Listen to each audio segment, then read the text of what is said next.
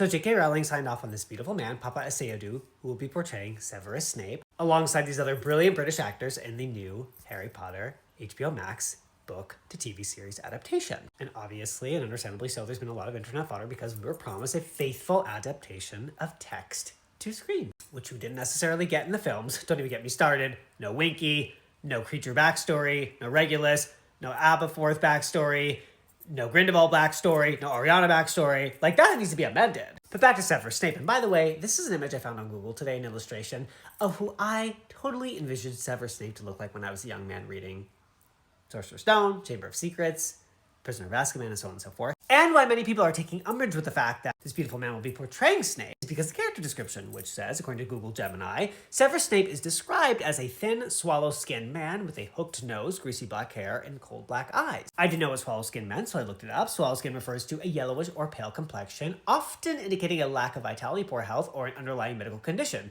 This term is commonly used to describe skin that lacks healthy, rosy, or vibrant color associated with good circulation and overall well-being.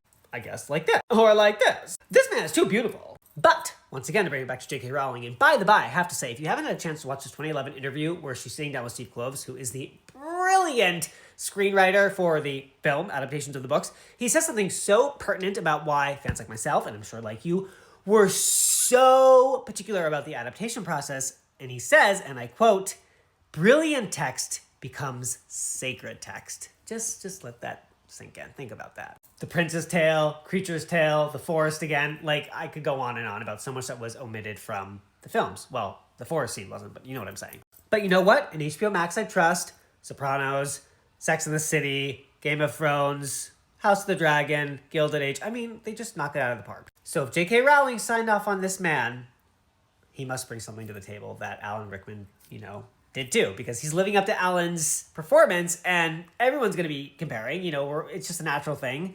So clearly, he has what it takes, and I'm rooting for you, sir. So I'm very excited. Now I'm wondering who the hell is going to play Harry, Hermione, and Ronald. Bring back Jason Isaacs. Bring back Jason Isaacs.